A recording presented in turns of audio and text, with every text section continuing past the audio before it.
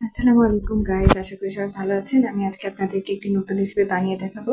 সেটা হচ্ছে পাউরুটির গোলাপজাম। তো পাউরুটি গোলাপজাম বানানোর জন্য আমাদের 10 পিস পাউরুটি লাগবে এবং এজেসগুলোকে সুন্দর করে নাইফ দিয়ে কেটে নিতে হবে।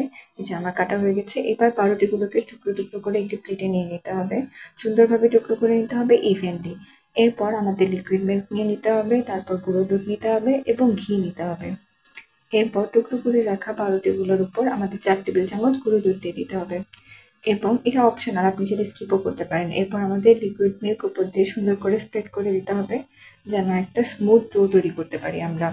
আর খুবই ওভারলি দিবেন না, তাহলে কিন্তু এই জিনিসটা খুবই লিকুইডই হয়ে যাবে এবং মিষ্টিগুলো তৈরি হতে যাবে না। এবং যখন আপনি মিষ্টি বানাচ্ছেন তখন খেয়াল রাখবেন যেন মিষ্টিগুলো উপর দিয়ে ফেটে না যায়, খুবই সুন্দর করে রাউন্ড রাউন্ড হয়। এই যে আমার ডো তৈরি হয়ে গেছে। এবার আমি সুন্দর করে আমার রাউন্ড শেপে মিষ্টিগুলো বানিয়ে নিচ্ছি। বানিয়ে নেওয়া হয়ে গেছে। তারপরে আমি ডুবো তেলে এটিকে ভেজে নিব ব্রাউন করে। ব্রাউন করে ভেজে নেওয়ার পরে 1 কাপ চিনির মধ্যে 2 কাপ পানি দিয়ে এবং সাথে এলাচ দিয়ে আমি চিনি শিরা বানিয়ে নিচ্ছি। চিনি শিরার মধ্যে আমার মিষ্টিগুলো ছেড়ে 5 মিনিটের মতো জাল করে নিয়েছি এবং দেখুন কত সুন্দরভাবে মিষ্টিগুলো ফুলে উঠেছে এবং সুন্দর রসালো দেখাচ্ছে, খুবই সুন্দর। আর আপনি যদি মিষ্টিতে ঘি ব্যবহার করেন তাহলে অবশ্যই একটা নাইস ফ্লেভার পাবেন এবং মিষ্টিটা খেতেও খুবই মজাদার হবে। অবশ্যই আপনি ঘি ব্যবহার করবেন। এই যে আমি আপনাদেরকে একটি তুলে কেটে দেখাচ্ছি যে আমার মিষ্টিটা কত বেশি সফট, রসালো এবং সুন্দর হয়েছে। সাথে একটু শিরাও নিয়ে নিলাম।